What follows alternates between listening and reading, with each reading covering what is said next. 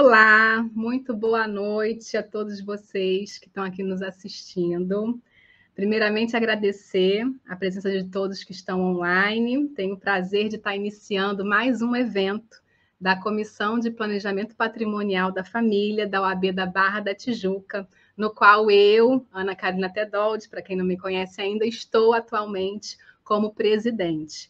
E hoje eu venho aqui, ao lado de pessoas tão brilhantes, justamente a gente tratar sobre o planejamento sucessório nos negócios empresariais, que é um tema tão importante, assim como o planejamento patrimonial da família como um todo. Então, eu venho chamar aqui para compor, juntamente comigo, a doutora Monique Espósito. Ela é advogada, professora e também membro da Comissão de Planejamento Patrimonial da Família, aqui juntamente comigo. E também Dr. Gladstone Mamed, uma honra ter o senhor por aqui. Dr. Gladstone, ele é bacharel, doutor em Direito pela Universidade Federal de Minas Gerais, diretor acadêmico do Instituto Pandectas e membro do Instituto Histórico e Geográfico de Minas Gerais. Também ele é autor dos livros Holding Familiar e Suas Vantagens, o Manual de Direito Empresarial e ainda da coleção de Direito Empresarial, todos pela editora Atlas, do Grupo GEM, que, inclusive, eu recomendo fortemente a leitura dessas obras, porque realmente são excepcionais e fazem, da minha advocacia, assim como fará da sua, uma grande diferença. Obrigada a vocês por terem aceito o convite e estarem aqui hoje para a gente tratar um pouquinho sobre esse tema tão importante de planejamento sucessório, inclusive nas empresas. Obrigada, gente. E eu vou fazer aqui, brevemente, uma pequena introdução para vocês, do porquê falar sobre direito sucessório dentro do direito societário. Por que tratar, então, de sucessão dentro, justamente, de empresas familiares, Falar de sucessão, de certa maneira, traz um certo desconforto a muitos, principalmente aqui no Brasil. A gente tem um tabu, infelizmente, de que falar sobre morte, sobre falecimento, sobre como ficará a minha empresa no dia em que eu não estiver mais aqui, isso acaba atraindo a morte, muito pelo contrário, Mas como diz os versos do Gonzaguinha, que ninguém quer a morte, quer só saúde e sorte. Infelizmente, mas a gente precisa tratar desse assunto. Se não tratar agora, do que será no dia em que você não estiver mais aqui. E justamente falar sobre planejamento sucessório como um todo, não só dentro das empresas, mas do planejamento patrimonial da família, ele traz uma importância tremenda de justamente colocar as cartas na mesa do que é que se tem hoje, qual é o patrimônio que está sendo falado, como será essa sucessão, como será essa passagem do bastão. E dentro dos negócios empresariais, a gente tem hoje no Brasil, cerca de 80% das empresas, se não mais, são empresas familiares, Porém, muito poucas delas se preocupam justamente nessa sucessão empresarial. Elas sequer se preocupam em colocar dentro do seu instrumento, por exemplo, do seu contrato social, do seu estatuto social, quando a gente está falando de SA, sequer se preocupam em colocar e descrever como será a passagem dessas cotas. Os herdeiros entram, não entram? Haverá liquidação das cotas, apuração dos haveres? Como se dará a extinção? E, dentre outras, várias ferramentas que nós temos dentro, obviamente, do direito sucessório, atrelado com o direito societário, de incluir essas previsões dentro do contrato social, assim como os acordos de sócios, acordos de cotistas, acordos de acionistas, um instrumento também tão importante. Então, quando a gente fala de planejamento sucessório, a gente está visando também a questão do evento morte. O sócio, um dia, vindo a falecer, vindo a não estar mais aqui, como se dará essa sucessão? E aí, muitas vezes, para a gente poder passar esse bastão, será que vale a pena eu tocar nesse assunto agora? Ou eu deixo para que eles se matem depois, no dia em que eu não estiver mais aqui, e que isso seja decidido num processo de inventário? Com certeza, e eu sou da opinião que quando a gente coloca as coisas na mesa do jeito que estão e como estão, você faz valer necessariamente a sua vontade. E, ao mesmo tempo, você não vai fazer com que conflitos surjam com esse assunto. Ou tem gente que fala, o inventário causa e gera muitos conflitos.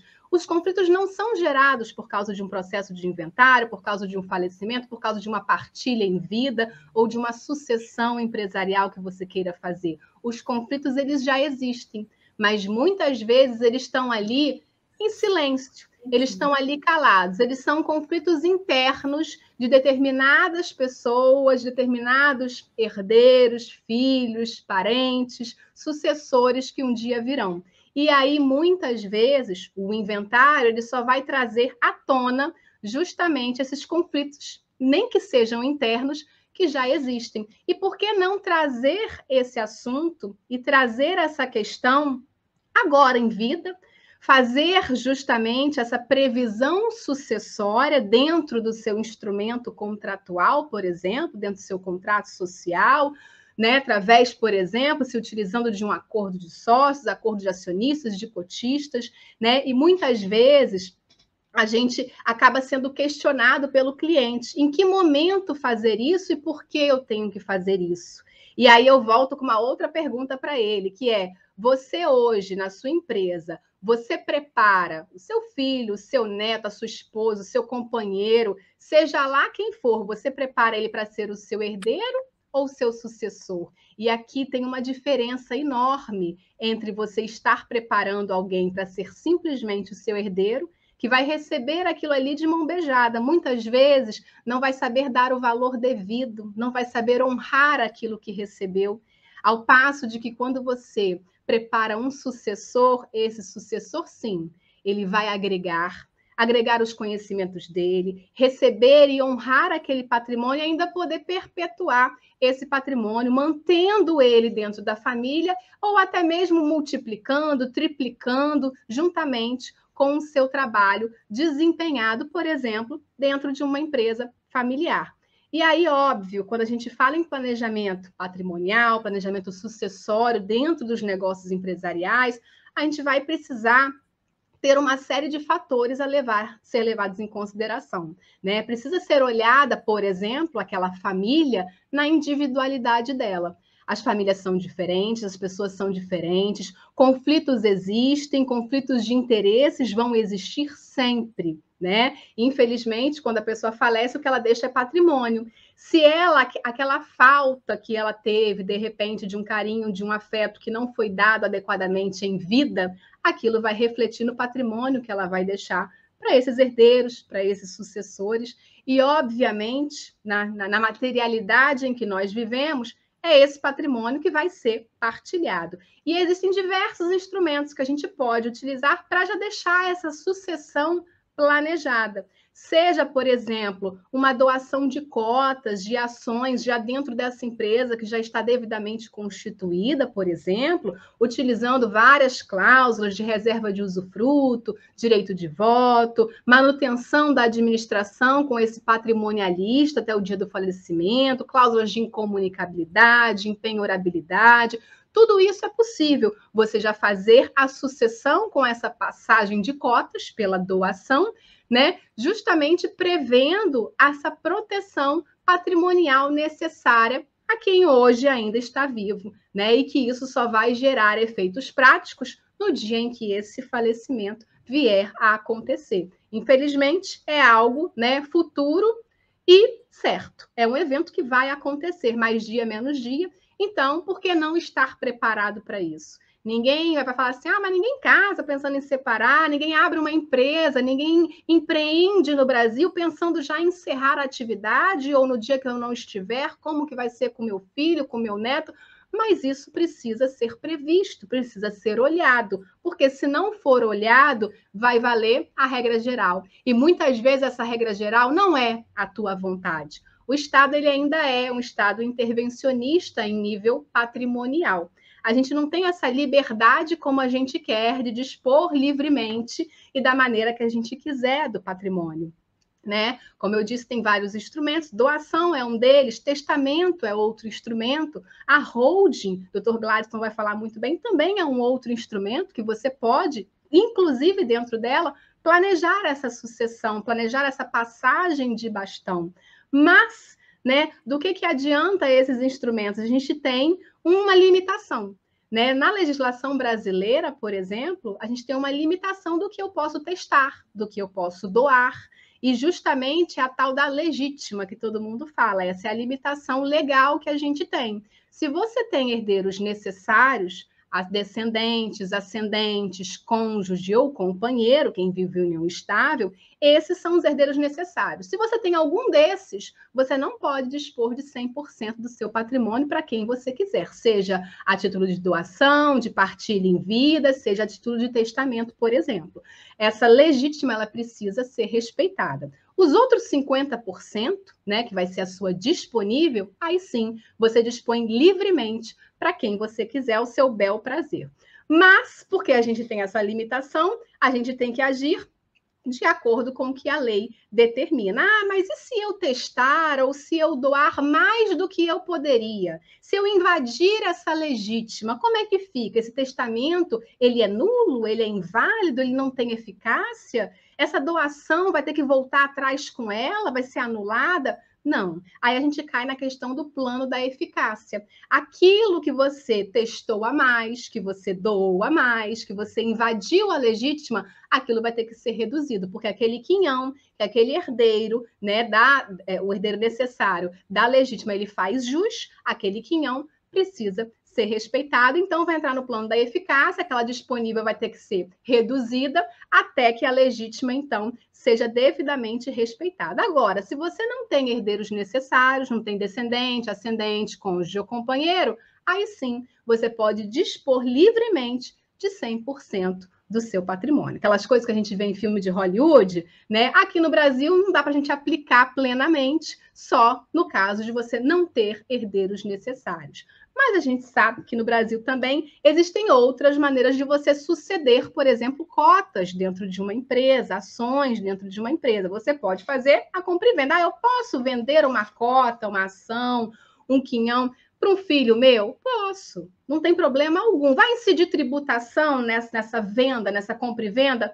Não, mas a operação precisa acontecer. Aquela mera compra e venda de papel, ela cai por terra, né? E pode ser, então, configurada uma doação, e aí o fisco vem te tributar aquilo ali como se uma doação fosse. Porém, para você comprar e vender, para você vender uma cota, por exemplo, a um descendente, venda de ascendente para descendente, ela é possível, mas ela precisa que os outros descendentes também anuam e concordem ali com aquela venda, assim como o cônjuge e o companheiro. Ah, mas e se os outros descendentes não anuírem? Como é que fica?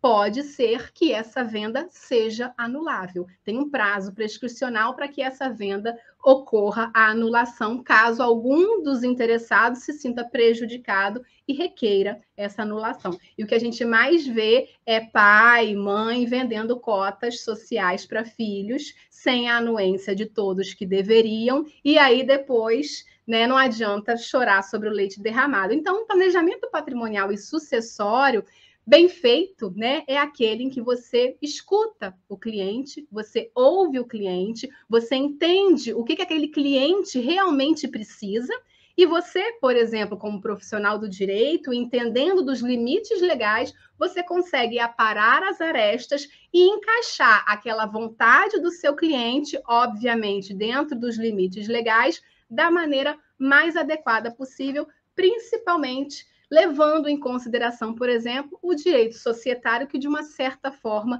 nos dá uma liberdade, né? E é justamente a gente consegue evitar aquilo que a lei proíbe e acatar justamente aquilo que a lei determina. Mas para isso, você precisa realizar um planejamento sucessório adequado, para que não seja invalidado futuramente, né? E aí, eu já vou finalizando por aqui a minha fala, E vou passar o meu bastão agora para a doutora Monique Espósito, para que ela fale, então, um pouco com vocês sobre justamente o direito societário, o direito empresarial dentro desse planejamento. Boa noite, Ana. Boa noite a todos. Muito obrigada. Então, o nosso tema aqui hoje, né, dentro desse planejamento sucessório nos negócios empresariais, vai ser voltado para o direito societário dentro do planejamento empresarial, obviamente, então, da empresa familiar, né?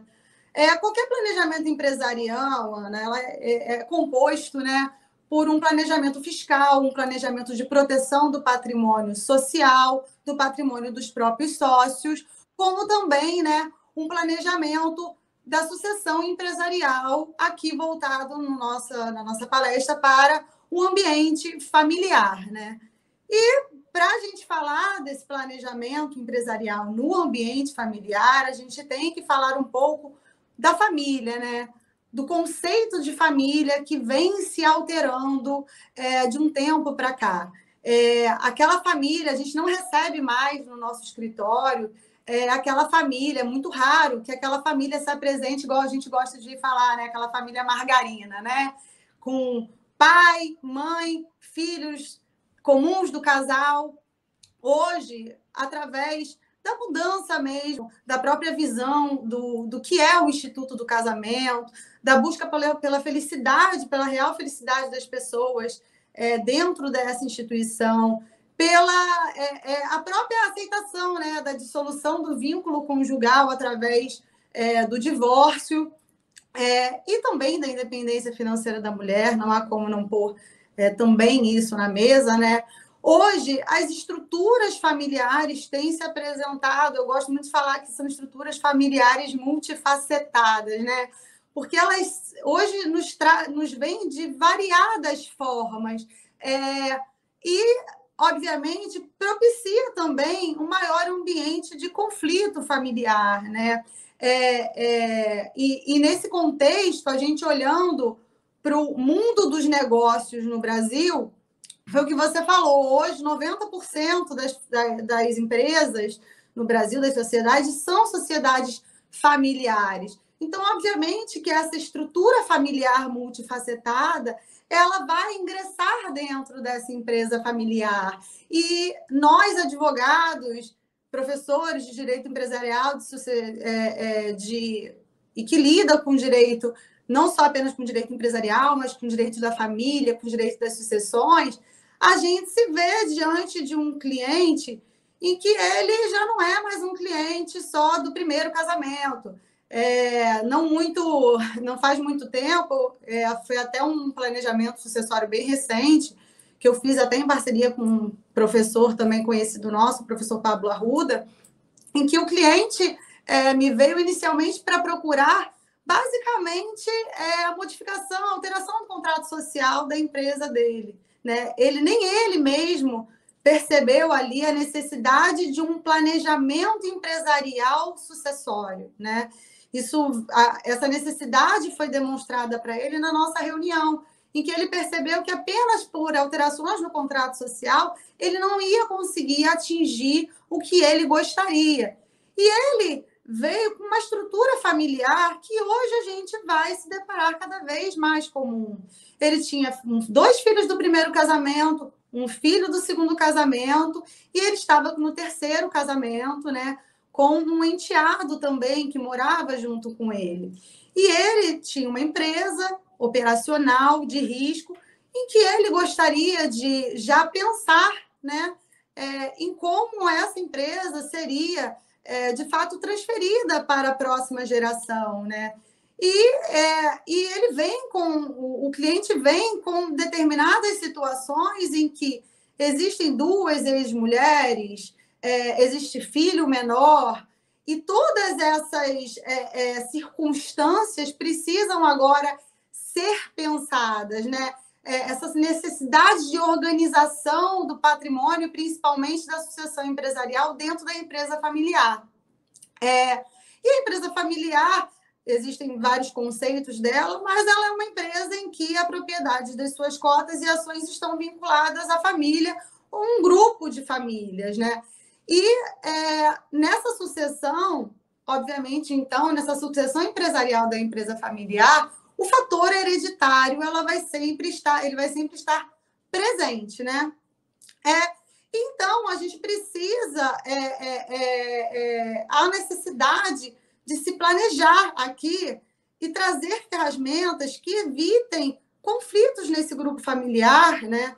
E nessa geração, quando ela for ingressar na sociedade, né? Eu não estou falando aqui que a empresa, por ser familiar, ela tem um prejuízo, muito pelo contrário. Há quem diga que a empresa familiar, por ser familiar, ela é uma empresa que tem menos, passando de geração em geração, né? Ela tem menos chances de dar certo. Eu não consigo ver isso dessa forma, né? No outro dia, eu passando no Instagram, eu vi uma seguinte frase, né? Que quando a paixão e a emoção entram pela porta, normalmente a razão sai pela janela, né? E nas empresas familiares, essa emoção, essa afetividade, ela normalmente está presente. Só que em qualquer relacionamento, tanto a paixão, a afetividade, né? Eles têm aquele tempo. Nós já sabemos, através de estudos, que uma paixão ela demora aí entre 18 e 48 meses. A partir daí, o que vai dar cabo daquela relação é a razão, né? É a razão em que o que une aquelas pessoas. E a família, ela é cheia dessa afetividade, né? E dentro dessa razão, o direito societário traz instrumentos que podem propiciar essa relação, a manutenção da afetividade das relações, né? Óbvio que a gente passa a ter que talvez exigir daqueles entes familiares, muitas vezes, uma postura mais profissional, né? Uma postura mais sem deixar de lado a característica da afetividade da família, que é muito importante, né? Que muitas vezes é a mola propulsora daquela empresa. Empresas em crise, por exemplo, elas tendem a ter uma melhor chance de recuperação, às vezes dentro de uma estrutura familiar, em que os sócios eles se sentem mais à vontade, inclusive, de investir capital novo naquela empresa. Por quê? Porque há uma história ali, não é só um negócio, há uma história, há uma vida familiar, né? E então, muitas vezes, essa empresa, se ela estivesse na mão de terceiros, apenas de investidores, ela talvez não tivesse tanta chance, né, de se reerguer, né, como teria, de repente, dentro de uma estrutura familiar. E aí vem o direito societário, né, sem perder essa sensibilidade, exigir talvez uma postura, não uma profissionalização, mas uma postura desses novos sócios ao ingressar na sociedade, né? Dentro do direito societário, a gente costuma fazer duas classificações. Eu sempre, quando lembro dessas classificações, eu lembro da empresa familiar. A gente costuma dividir as sociedades em sociedades de pessoas e sociedade de capital. E as sociedades de pessoas são aquelas em que os atributos dos sócios eles são realmente muito relevantes. Os atributos individuais do sócio é muito relevante para que aquela empresa ela se constitua e ela progrida, que aquela atividade progrida. E numa empresa de capital, não. Numa sociedade de capital, normalmente, só o que realmente importa é quanto aqueles acionistas ou aqueles sócios investiram. Porque, basicamente, a atividade, o objeto social, vai ser dado cabo por técnicos e pessoas profissionais. Normalmente, as empresas familiares, elas se aproximam dessas sociedades de pessoas, elas se constituem por meio de sociedades de pessoas, né? São histórias de pessoas que começaram vendendo roupa, são histórias de pessoas que começaram fazendo a sua primeira pizza e depois evoluíram, né, a sua empresa e hoje possuem uma rede franqueadora de pizzarias. Eu tenho um cliente que é uma franqueadora de uma rede de pizzarias que começou fazendo pizza. Eu tenho um cliente que é uma franqueadora do ramo da estética que começou como um cabeleireiro. Então, essas sociedades, elas tendem a se iniciar como uma sociedade de pessoas. E chega um momento crucial na vida dessa matriarca ou desse patriarca, né, que construiu aquela empresa, o momento dele passar o bastão, né? Normalmente, esse momento ocorre quando ele ou já se encontra numa idade avançada, ou ele está numa situação de saúde delicada, ou ele vê, de repente, os filhos já na idade de casar. E tem medo, né, da horizontalização daquele patrimônio, inclusive, né, da própria empresa. E então ele se depara com uma situação em que ele senta na sua mesa e ele tem que olhar para dentro da família dele e decidir o que ele vai fazer. E normalmente ele encontra 3 situações, né? Ele encontra situações em que ele não tem sucessores, que a gente gosta também de diferenciar a figura do sucessor da figura do herdeiro, né? A figura do sucessor é aquele que vai, de fato, seguir dentro da atividade empresarial, gerindo, administrando aquela atividade, né? Assim como o seu pai ou a sua mãe faziam, ou o casal fazia, né? A gente tem a figura dos herdeiros, que é aquele que a gente brinca que herda dormindo, né?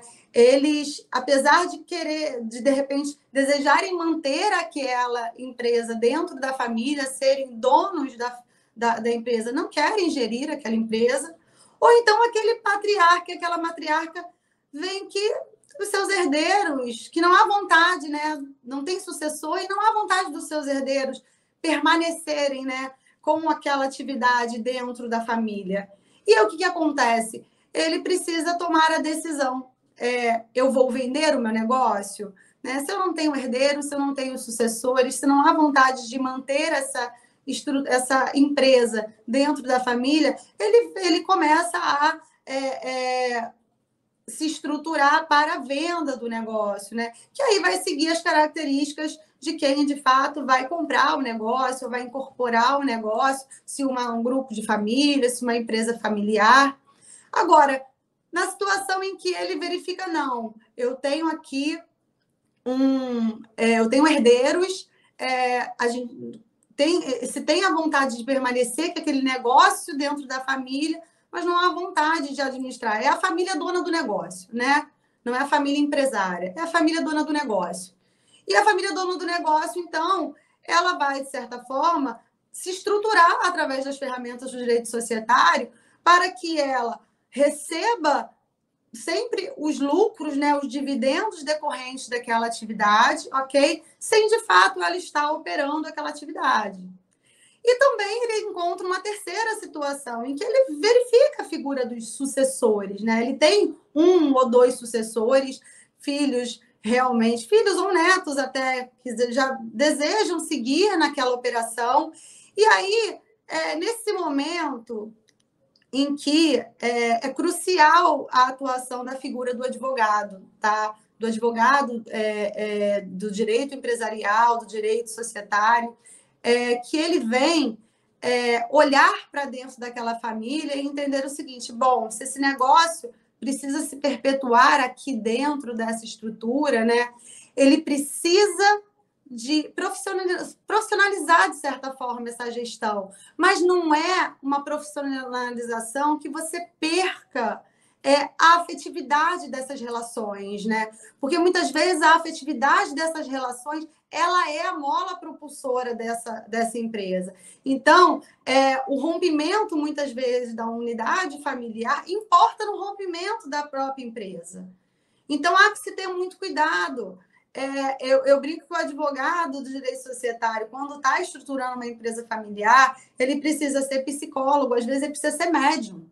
Porque médium. Porque muitas vezes você está numa reunião familiar em que está ali decidindo, se deliberando alguma coisa, e um irmão não quer votar de acordo com o resto, e aquele voto é claramente favorável a ele também, mas ele não quer, de alguma forma ele não quer, e os motivos não estão ali. E o advogado do direito societário ele tem que ter a sensibilidade de pensar assim, os motivos não estão aqui, vamos parar aqui, tá? Vamos interromper essa votação, tá? Vamos dar um passo atrás para entender quais são os motivos, e às vezes os motivos estão lá atrás mesmo. Os motivos não, porque ele sempre, porque o meu irmão sempre teve tudo que quis e hoje eu não vou dar o que ele quer. Às vezes é simplesmente isso, é uma questão psicológica e a gente precisa conseguir verificar isso para que, de fato, esses instrumentos do direito societário sejam eficazes, que eles melhorem também o ambiente familiar. Muitas vezes se fala em uma postura profissional. E aí você vai falar para o seu cliente fazer o quê? Dois irmãos, por exemplo, que estão lá, né? Descobrem que vão assumir a empresa, né? Do seu pai ou da sua mãe. Estão naquela fase da paixão, né? Porque eles podem se tornar, estão ali convivendo no dia a dia dentro de casa, eles podem se apaixonar por esse projeto, né? Mas nós já vimos aqui que a paixão dura um pequeno lapso de tempo, né? Depois é a razão que vai seguir dando conta dessa relação. E você vai dizer o quê para esses irmãos? Olha, para vocês entrarem pela porta da diretoria, não pode vocês chamarem um ao outro com outros nomes, né? Você não pode usar o seu apelido de infância que você chama o seu irmão. Você vai propiciar o quê? Você vai trazer só um ambiente profissional dentro de uma estrutura familiar. E a família, muitas vezes, é a própria empresa. A empresa, muitas vezes, é a própria família. Então, ainda que você tenha, sim, que trazer uma postura mais profissional, e aí eu digo que, às vezes, nessa estruturação, essa sociedade que era de pessoas, ela passa a se aproximar, entendeu? Ainda que de forma tênue, de uma sociedade de capital, né? Porque uma das primeiras coisas que a gente faz num contrato social, por exemplo, de uma limitada, quando a gente vai passar para a segunda geração, a gente já inclui, por exemplo, a aplicação supletiva da lei das sociedades anônimas, né? Justamente para que a gente possa trazer mais instrumentos da sociedade de capital, que vai propiciar este ambiente mais profissional, né?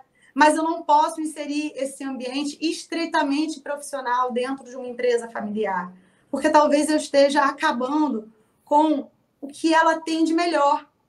Então, o direito societário ele traz instrumentos para a gente. E eu vou falar agora de alguns instrumentos do direito societário, né? Deixando o último tão importante quanto a holding familiar para que o professor Gladson ele possa falar melhor sobre ela. Agora, é importante que a gente sabe que todos esses instrumentos, normalmente a gente não usa um único instrumento, né? E cada planejamento de um cliente é diferente do outro. Não existe um instrumento que vá fazer um milagre, né? Porque a gente sabe que muitas vezes você vê profissionais dizendo que há um instrumento milagroso para toda a estruturação de um planejamento sucessório. Não é verdade, não há instrumento milagroso. Isso aqui não é um produto, não é um commodity. A gente, de fato, precisa planejar, o nome é planejar, e se planeja de acordo com o que se tem ali na mesa, naquele momento, né? E um dos instrumentos, eu até já falei, é o próprio contrato social, que a gente não costuma usá-lo como instrumento, porque ele normalmente não é um instrumento utilizado de forma isolada, mas ele abre as portas, né, para que aquela transição para a próxima geração possa ser feita de uma forma segura. Então, eu tenho, por exemplo, desde já a aplicação das regras supletivas da SA, eu tenho, por exemplo, restrição da entrada de sócios, de terceiros, que não sejam daquela estrutura familiar. Eu tenho regras claras de direito de retirada. Isso passa a ser importantíssimo no momento em que eu faço essa transição, né? Porque, enfim, se a relação realmente começar a não ser legal, não se dar bem, aquele que está decidindo daquela votação, ele pode se retirar, né? E quais serão as regras para apuração de haveres, qual será o prazo de pagamento, qual é a base que terá o valor daquela apuração de haveres, né? Isso tudo já são regras importantes que a gente já pode prever. Eu gosto muito também de trazer o regimento interno, um regimento interno com boas práticas de governança corporativa.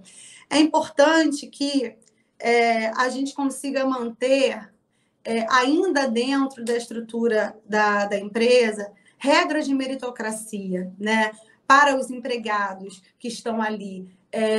Apesar da hierarquia familiar e a hierarquia societária acabarem se confundindo dentro de uma empresa familiar, é importante que regras de meritocracia ainda permaneçam, né? Para que você não tenha ali uma situação de um neto chegando, ainda novo, e ocupando, de repente, um cargo que ele não deveria ali ocupar desde já.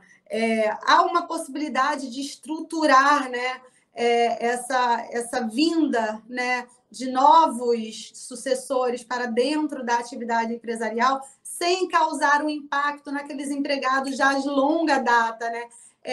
Um código de ética estabelecendo, mantendo os valores originalmente daquele patriarca e daquela matriarca. Eu gostei, tem um filme agora na Netflix, A Remissão do Alto, é um filme que está no top 10 da Netflix, que é com aquele Adam Sandler. E esse filme ele é perfeito para quem quer ver uma sucessão empresarial que não teve um planejamento, né? Ele lá, o patriarca, ele é dono, né, de um time de basquete, e ele tem um empregado já muito antigo, em que finalmente depois de muitos anos, sendo olheiro de time de futebol, viajando, perdendo aniversário da filha, ele finalmente alcança o posto, né, de treinador, de técnico daquele time, e passa a poder ficar, então, morando no mesmo lugar, né? Era o sonho dele. E naquela noite em que ele assume, eu dando spoiler do filme, vocês me desculpem, mas naquela noite em que ele assume, o dono do time morre, né? E aí assume o filho que já tinha rixas com esse empregado, que tinha muito mais experiência que ele, que era muito mais velho que ele, né? E desrespeita a vontade do patriarca de manter aquele funcionário no posto e retrocede com aquele funcionário, que acabou, obviamente, pedindo demissão, fazendo falta. E lá na frente do filme a gente vê que, na verdade, tem que vir uma irmã para consertar toda a situação mal planejada, né, por aquele filho que sucedeu.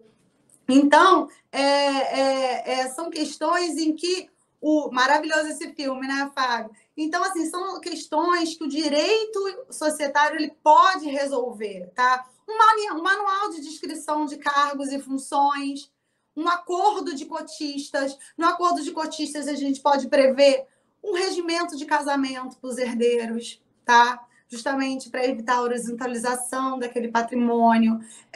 A gente pode prever como é que fica a atuação externa dos sócios em negócios particulares. A gente pode prever cláusulas de confidencialidade, de concorrência, conselho de administração, um conselho de família, formas de mediação de conflito. E, por fim, um instrumento também hoje muito utilizado, que é a holding familiar, que aí realmente agora, a partir de agora, já passo a palavra para o professor Gladson Mamed, né, que professor que passa a falar aí brilhantemente desse instrumento para nós. Boa noite a todos. Uma satisfação enorme estar com os colegas aqui a partir da ESA da Barra da Tijuca, da OAB da Barra da Tijuca. Eu, infelizmente, não vou poder falar muito, como eu tinha avisado para a doutora Ana Carolina, porque amanhã eu me interno cedo para fazer uma série de exames cardiológicos.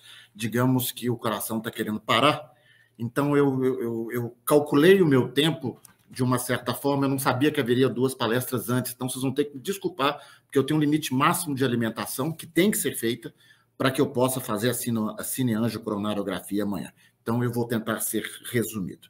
De qualquer sorte, eu sou essencialmente um teórico e não um advogado, então a minha abordagem é diversa daquelas que me precederam.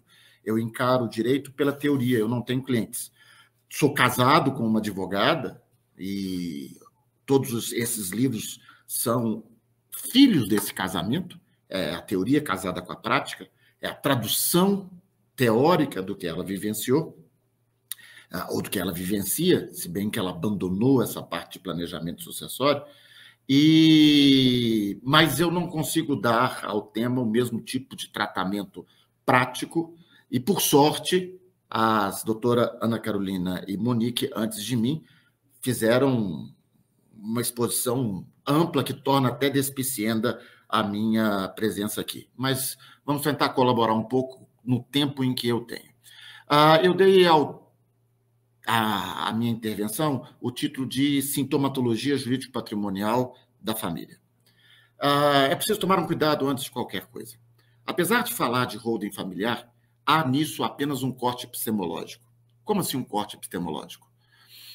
Quando você vai fazer uma análise científica, você tem determinados parâmetros epistemológicos que você vai seguir. Um trabalho acadêmico, uma investigação acadêmica, ela deve funcionar como uma árvore. Ela tem as suas raízes, ela deve ser o seu topo. Ela não pode ser como uma floresta. Se você abre a sua investigação como uma floresta para todos os lados, você, na pretensão de falar de tudo, não conseguirá falar de nada. Então, quando iniciamos o trabalho sobre a holding familiar, isso há mais de 10 anos, houve um corte. Falar de holding familiar é como falar do uso da retroescavadeira em mineração. Retroescavadeira pode ser usada na construção civil leve, na construção civil pesada, pode ser usada para demolição, pode ser usada para uma série de coisas. Quando você se foca no uso da retroescavadeira para a mineração, a sua pretensão é retirar da sua investigação a maior quantidade possível de conclusões dentro daquele corte epistemológico para torná-lo mais vantajoso. Entretanto, é preciso deixar muito claro o seguinte: não há um tratamento jurídico específico daquilo que se vem chamando de holding familiar. Aliás, não há um tratamento jurídico específico daquilo que se vem chamando de holding. Há um lastro legal que desborda o lastro coloquial. Explico-me.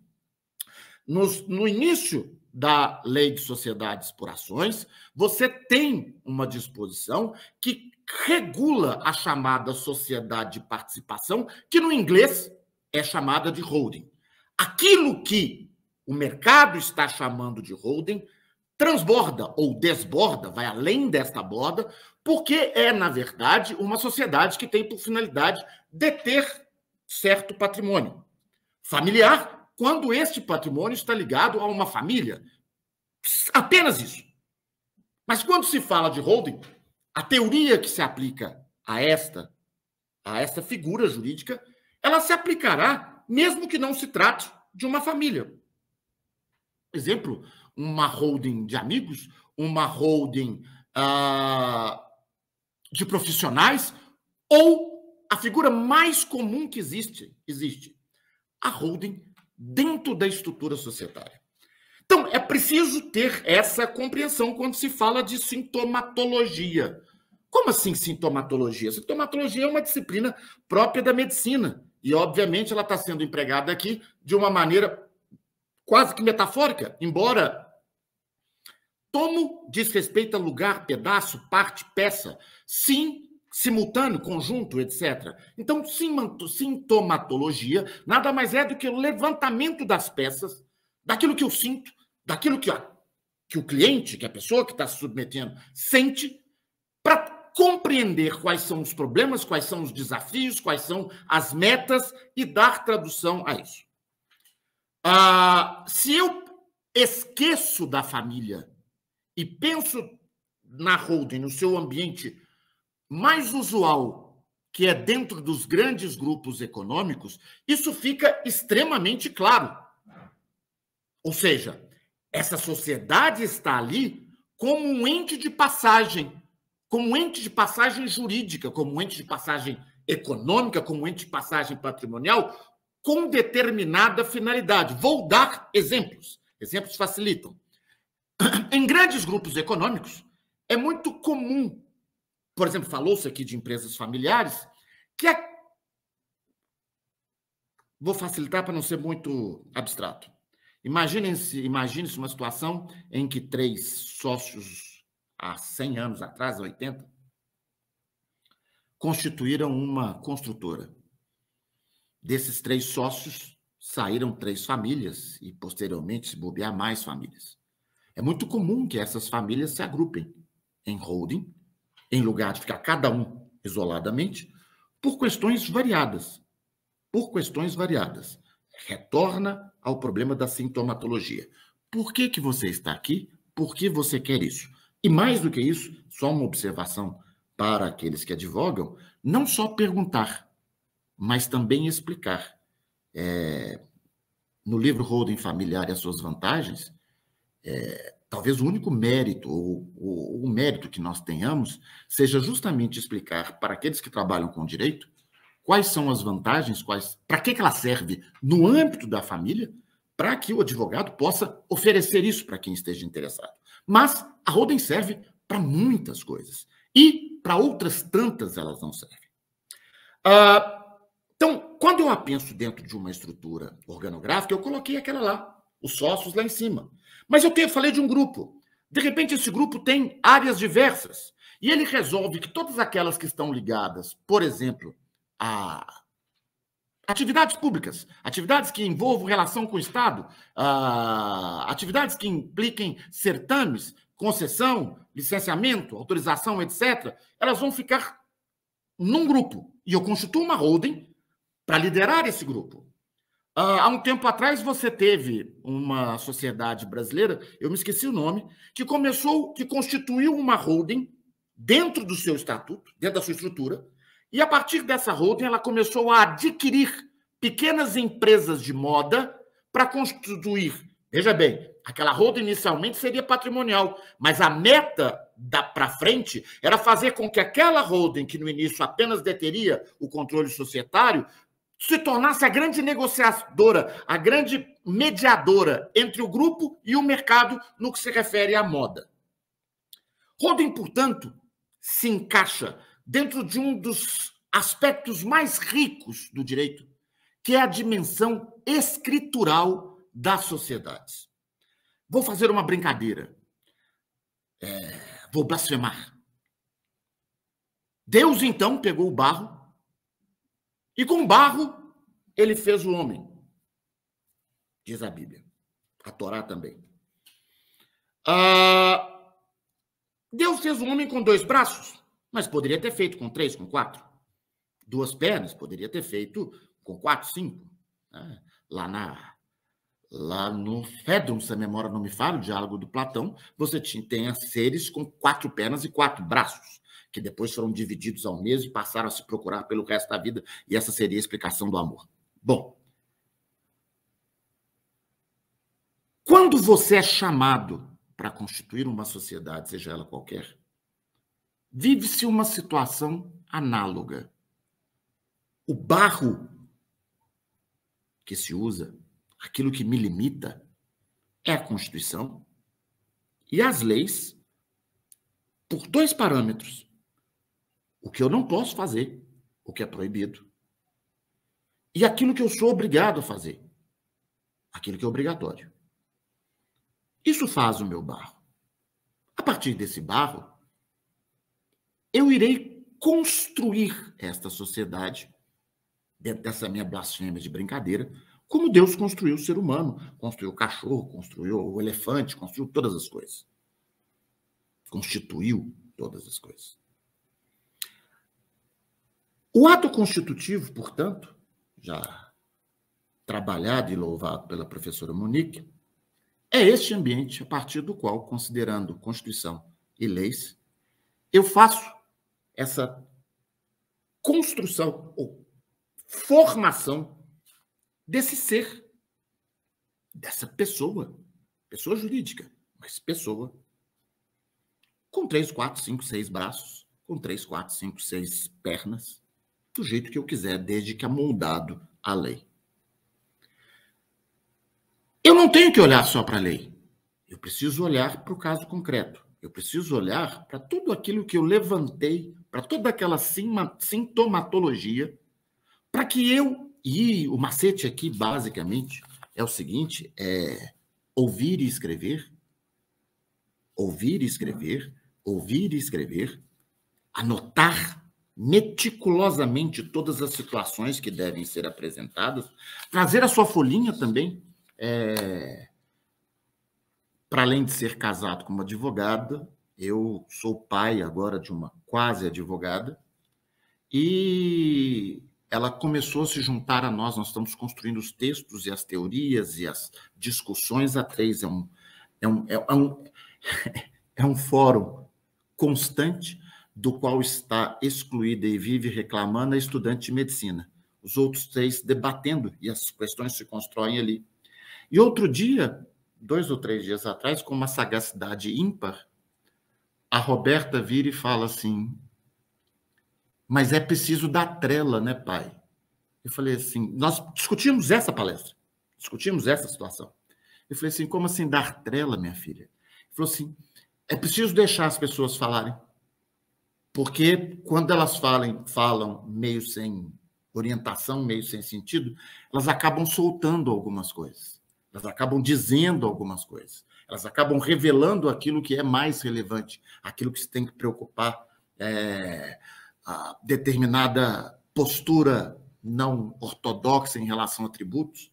Ela usou uma outra palavra, eu vou usar essa, postura não ortodoxa em relação a tributos, determinada postura não ortodoxa em relação a credores, ela usou uma outra palavra, eu vou usar essa, determinada postura não ortodoxa em relação a trabalhadores, e assim sucessivamente.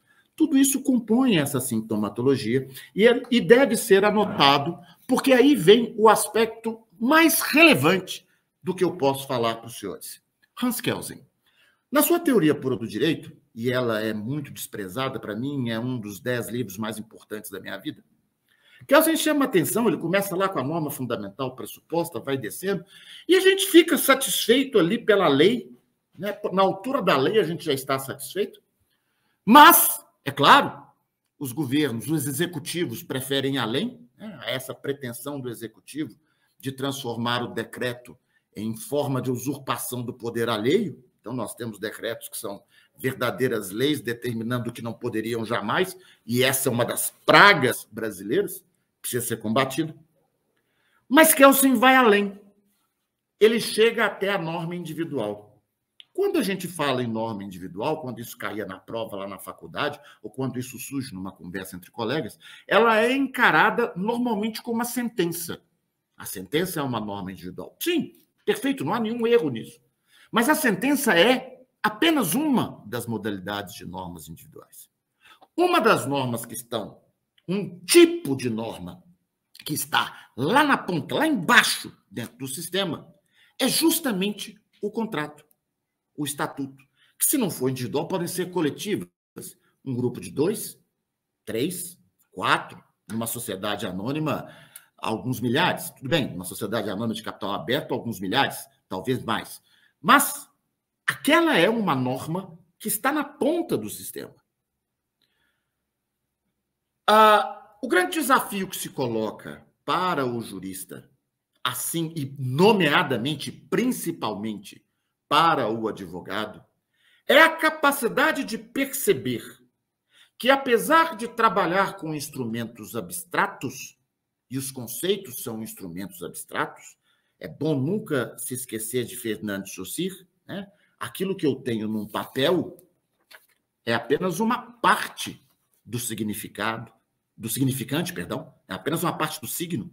Aquilo é o significante que se completa com o significado, é apenas metade.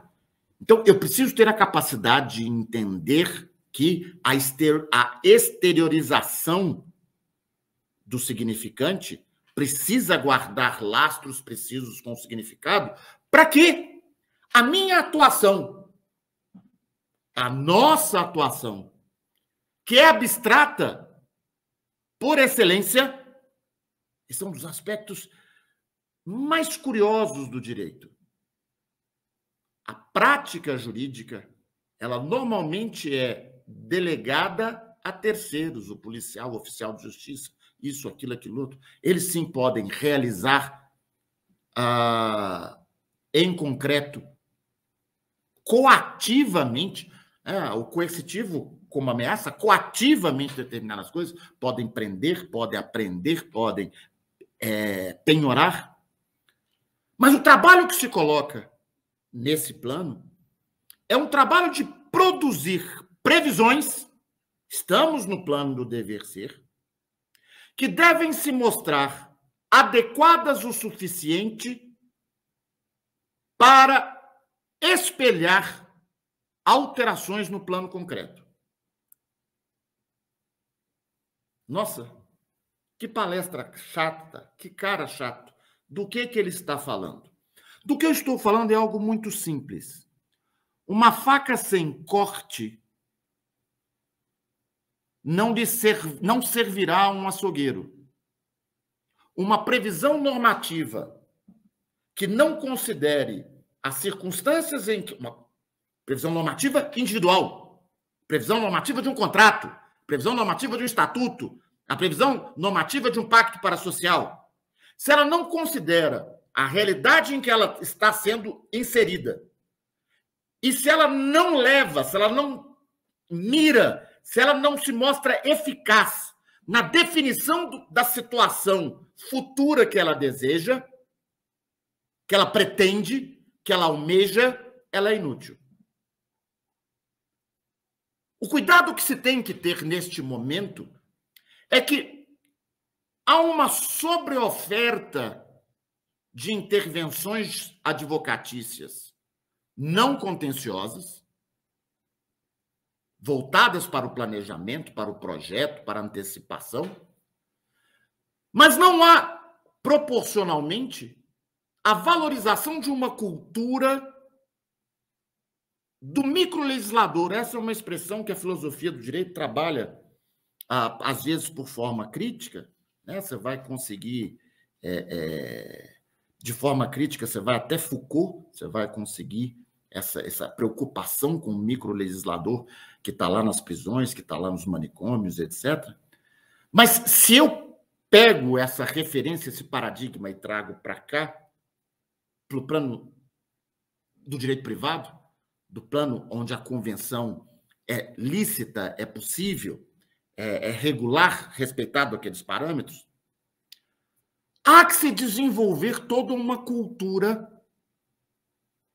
de constituição de dever ser, de constituição de normas privadas e ou normas coletivas, se por acaso destinam-se a mais, que respondam às necessidades específicas que são verificadas.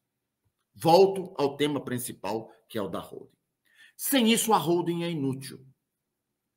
Sem isso, a holding para o planejamento familiar, patrimonial, a holding para o planejamento sucessório, a holding para o planejamento corporativo de pequenos, médios e grandes grupos empresariais.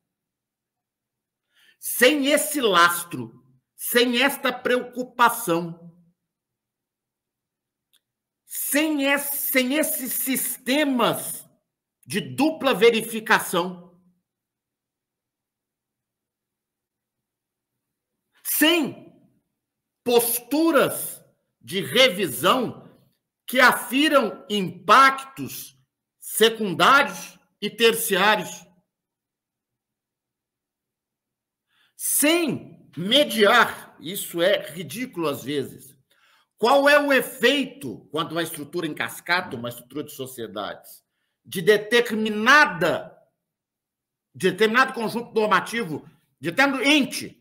Quando eu falo de um ente, uma sociedade aqui, dentro de uma estrutura, esse ente ele é um conjunto de atividades, mas ele é um conjunto de normas, um conjunto de escriturações, um conjunto de atividades, etc. Ele está ligado ao outro. É muito comum uma incompatibilidade que resulta numa situação absurda, que é a economia daqui é completamente perdida embaixo, com um custo para a totalidade que é monstruoso e assustador.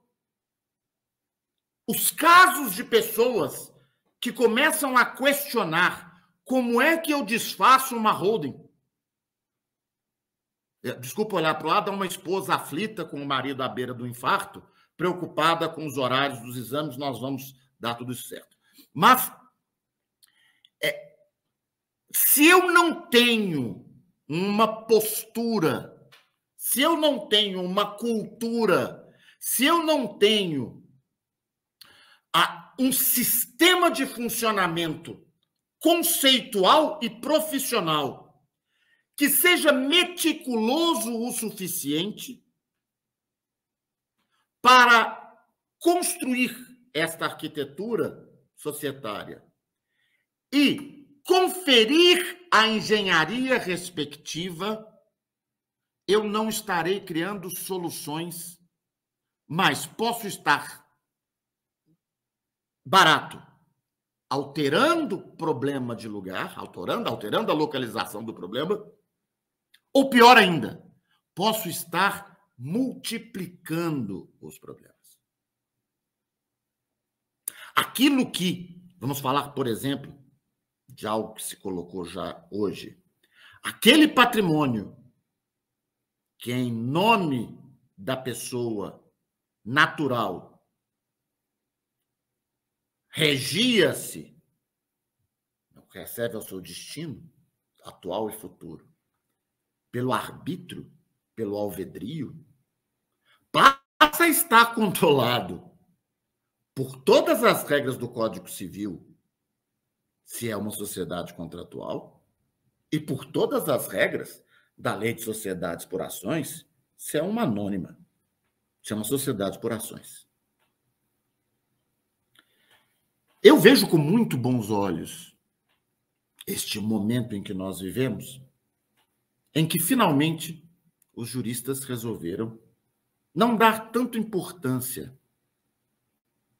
para o defeito do direito e se preocuparem com o bom funcionamento do direito. Do que eu estou falando? Eu formei nos anos 80, e a tradição daquele tempo era se preocupar com o processo. O processo nasce quando o direito falha, quando o direito não funciona. Por exemplo, essa caneta aqui, nenhum processo. Foi comprada, eu a uso, o direito funcionou magnificamente bem.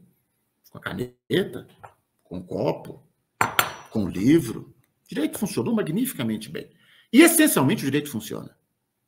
Quando nós vamos para essa postura de planejamento, quando nós vamos para essa postura de projetar, de arquitetura de situações jurídicas, nós estamos trabalhando para que o direito funcione. Estamos trabalhando onde ele funciona e, mais do que isso, trabalhando para que funcione bem e melhor. Eu uso muito o conceito de sustentabilidade jurídica das estruturas que são submetidas ao planejamento, à intervenção do profissional do direito. Mas é preciso que haja também uma alteração dentro das pessoas para evitar que elas se escorem naquela retórica que lhes socorria dentro dos processos judiciais, aquela retórica que lhes socorria nas sustentações orais, aquela retórica que, por muitas vezes, enche as folhas do arrazoado. Ela tem que ser deixada de lado com uma precisão que passa a ser quase que matemática. As câmaras de arbitragem estão abarrotadas de problemas que nascem de cláusulas mal redigidas. O que você quis dizer com isso? O que quer dizer isso? O que quer dizer aquilo? Por que essa norma que está aqui, como é que ela se relaciona com essa norma que está aqui, muitas vezes dentro de sociedades que mantêm relações entre si, ou do principal e do pacto parasocial? O desafio que se coloca, portanto, é grande. É um produto que está na moda. Volto a dizer, para mim é fácil falar, não advogo, sou professor e ponto. Vejo o direito por um outro ângulo, talvez menos cruel do que o do dia a dia, mas sim, é um produto que está na moda. A professora Monique falou muito bem, há quem diga que é a solução para qualquer coisa. Não, não é.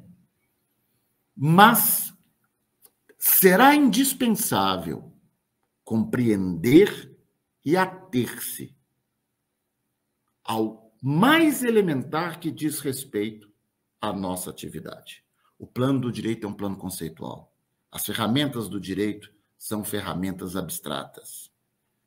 Nós nos submetemos às inteiras e às escâncaras àquela crítica irônica do Nietzsche, no texto, um dos textos mais clássicos dele sobre a verdade e sobre a mentira, quando ele diz que a abelha é muito superior a nós, porque ela tece a colmeia com aquilo que ela produz, com o seu sentimento, com a cera, o mel, sei lá o que mais.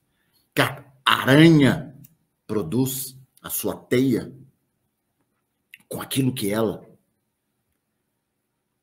E nós construímos teias, colmeias, isso, aquilo, aquilo outro, apenas com as ideias. Esse é o nosso plano. Quando eu falo de planejamento sucessório, quando eu falo de planejamento societário, quando eu falo de holding, quando eu falo de sociedades, esse é o âmbito no qual eu preciso ter a capacidade de construção coerente, de construção coerente, 3 vezes, repetir, de uma estrutura normativa que efetivamente entregue ao cliente, ou aquele que me submeteu à situação, que efetivamente entregue ao que funcione. No plano principal, que é o mais fácil, nos aspectos laterais e, eventualmente, mesmo nos aspectos... Não, no principal, acessórios e laterais, primários, secundários e terciários. É preciso que eu entregue isso. É preciso que eu tenha preocupação que essa estrutura funcione, que o conjunto dela seja eficaz. Por quê? Porque na hora que eu for acionar aqueles órgãos aos quais corresponde colocar em prática aquilo que foi definido como dever ser, aquilo precisa se concretizar. Estamos, sim, evoluindo bastante, estamos evoluindo muito no exercício do direito, pelo lado bom, pelo lado certo, pelo lado da aplicação não contenciosa. Estamos evoluindo bastante no direito como planejamento, como arquitetura, mas precisamos avançar nessa cultura que não entrega problemas ocultos, minas ocultas, bombas ocultas que podem estourar a qualquer tempo. O material do nosso trabalho é a norma que compõe a cláusula, a norma que compõe o artigo, a norma que compõe o contrato social, o estatuto social, o pacto parasocial. Essa norma tem que ser construída em cima de algo concreto, em cima de um sintoma. A partir desse sintoma, eu tenho que ser o bom médico, o bom cirurgião. Do contrário, eu vou ser apenas um carniceiro. Como é que se resolve isso? Eu tenho que resumir, porque senão eu não vou conseguir cumprir o meu horário. Essencialmente, teoria geral das obrigações, teoria geral dos contratos, teoria geral da sociedade, do direito empresarial e das sociedades, esses todos no Código Civil. Lei de sociedades por ações. Plano principal. Planos secundários. Legislação tributária. Pelo impacto direto, cada vez mais se aproximando, cada vez mais se entrelaçando com o direito empresarial, principalmente no que se refere nas decorrências da prática empresarial, da atividade empresarial. Por fim, preocupação constante com os reflexos em disciplinas que, conforme cada caso, estejam próximas. Aqueles que trabalham, exemplos fáceis, aqueles que trabalham com estruturas societárias voltadas para atuação junto ao poder público, preocupação muito forte com o direito administrativo e com o direito penal administrativo. Aqueles que trabalham com atividades que implicam em atuação junto ao mercado consumidor, preocupação com o Código de Defesa do Consumidor. Aqueles que trabalham em situações de proteção de patrimônio público, e o que eu estou dizendo aqui é em sentido amplo, pode ser patrimônio material, histórico, pode ser patrimônio imaterial, cultural, pode ser patrimônio ambiental. Toda essa preocupação, toda esse reflexo. Eu tive a ocasião de, trocando ideias com um ex-aluno a respeito de uma sociedade que ele constituía, não vou dar maiores detalhes, mas eu sugeri a ele que toda uma parte do ato constitutivo fosse voltada para o regramento dos impactos específicos, que eram óbvios e inevitáveis dentro daquela atividade.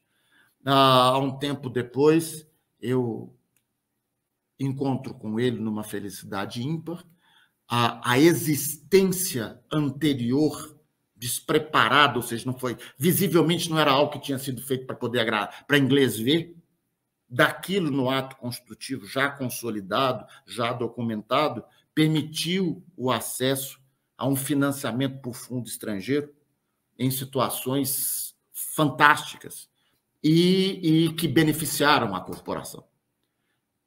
É preciso ter a capacidade de, ao construir essa estrutura normativa, né, dessa arquitetura, lembrando, tá? Arquitetura pensado como desenho do que vai funcionar. Engenharia jurídica, como é que ele vai funcionar? Uma tem que casar com a outra. Uma precisa completar-se. Né? A genialidade de Niemeyer jamais dispensou o calculista. Há uma história que se conta muito aqui em Minas Gerais, que é o Israel Pinheiro, que foi o engenheiro responsável, engenheiro geral da construção de Brasília, recebe um telefonema às 3 horas da manhã, era o calculista, dizendo que finalmente tinha acertado o cálculo da cúpula do Congresso Nacional, que era necessário de ferragem, como é que ela ia se sustentar e se sustenta até hoje. Então, é preciso que haja um desenho, é preciso que haja uma engenharia que sustente. Se nós conseguirmos dar esse passo, e volto a dizer, é um passo de menos retórica e muito mais estudo, é um passo de detalhes normativos, é um passo de detalhes jurisprudenciais. Sim, é um passo de detalhes jurisprudenciais. Vivemos num momento de jurisprudência criativa, é preciso observar o que o direito muda cada vez que se tem uma ideia genial no Superior Tribunal de Justiça, e eles estão com tantas ideias geniais, ou no Supremo Tribunal Federal. Então, é preciso responder a isso. Finalmente, um último aspecto, e eu prometo encerrar a tempo de tomar a tal sopinha. Há que criar, e essa é uma obrigação dos advogados, há que se criar, junto à sociedade, uma cultura da manutenção normativa. Me assusta profundamente como uma sociedade constituída há 10, 20 anos atrás tenha o mesmo ato constitutivo. Aliás, me assusta como sendo constituída há 5 anos atrás, ela tem o mesmo ato constitutivo, considerando tudo que se mudou de lei, tudo que se mudou de jurisprudência. Aliás, me assusta como uma sociedade que foi constituída há 3 anos atrás tem o mesmo ato constitutivo. Aliás, me assusta como uma sociedade constituída há 2 anos atrás tenha o mesmo ato constitutivo. Aliás, me assusta como uma sociedade constituída há 1 ano atrás não tenha se investigado para descobrir se há falhas, para descobrir se há defeitos, para descobrir se alguma coisa mudou na jurisprudência e precisa mudar ali, para absorver as suas experiências. Esse é o desafio que é colocado a todos os senhores.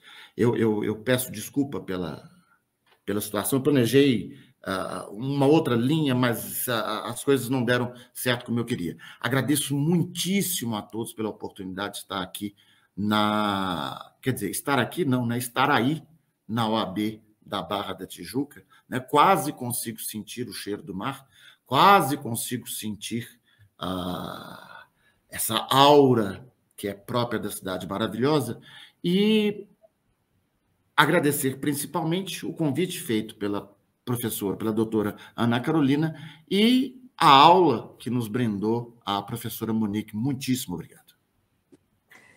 Obrigada a você. A gente que agradece, né, Monique? Muito, muito. A sua aula foi brilhante. A gente ver, rever e anotar. Muita coisa. É brilhante. Obrigada, doutor Gladstone, mais uma vez, por ter aceito o convite, por ter se disponibilizado para nós hoje. Eu sei que você vai dar tudo certo amanhã. A gente está não tem medo disso, não. E, mais uma vez, agradecer a todos que estiveram aqui presentes, que passaram por aqui online, que vão rever essa gravação, porque vai ficar gravado no YouTube da ESA. Compartilhem também com outros advogados que são dessa área ou áreas afins. Afinal de contas, nós temos uma interdisciplinariedade que a gente precisa efetivamente nos aprofundar, conforme as palavras do Dr. Gladstone Mamed. Aqui vai o aspecto que a doutora Monique tocou e que a correria não me permitiu, mas eu vou aproveitar que a senhora falou. Interdisciplinariedade que vai para além dos muros do direito. Com certeza. O advogado está precisando aprender a conversar com o Exatamente. Advogado está precisando aprender a conversar com o administrador de empresa. Advogado está precisando aprender a conversar com o engenheiro de produção. E, de novo, capacidade de ouvir e de escrever. De ouvir e de escrever.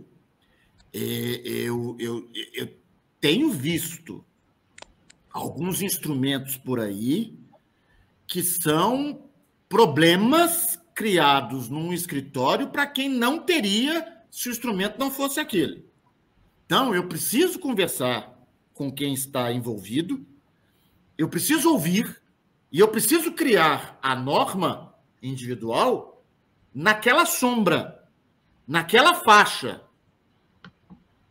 Se eu não o fizer, eu terei problemas. Seja no que diz respeito à sucessão, seja no que diz respeito a planejamento de família, resolução dos problemas de família, seja no que diz respeito a tudo aquilo que vai repercutir em direito societário. Mais do que isso, eu convido a todos os colegas que queiram mexer com isso, que baixem no site da Bovespa. A partir do site da Bovespa, você consegue chegar ao ato constitutivo das sociedades que estão lá. Passem os olhos. Percebam a preocupação com que aqueles atos constitutivos, a preocupação com que eles forem redigidos. É esse cuidado que nós todos temos que aprender e desenvolver.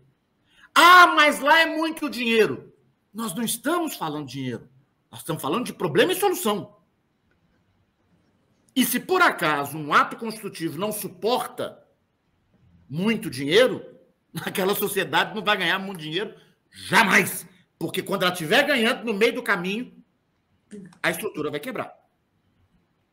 Então, interdisciplinariedade é outro aspecto que é muito curioso. Estamos precisando ouvir pessoas de outras áreas.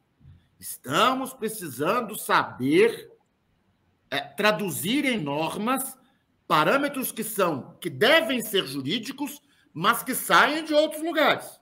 Do contrário, problemas. Exatamente. Obrigada, doutor Gladstone. Sei que a sua hora já passou e muito. Peço desculpa da sua esposa. A solução é chegar atrasada.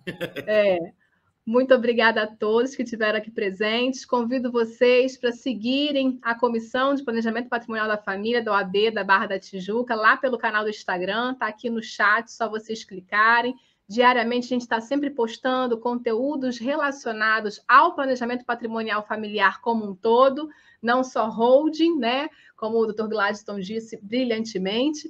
E eu convido a todos os advogados que estão aqui justamente curtirem esse vídeo e compartilhar com seus amigos, colegas, advogados e operadores do direito. Muito obrigada a todos mais uma vez. Obrigada, Monique. Obrigada, Dr. Gladstone. É um prazer muito grande poder dividir essa tela aqui com vocês. Obrigada e boa noite. Obrigada. Boa noite. Boa noite.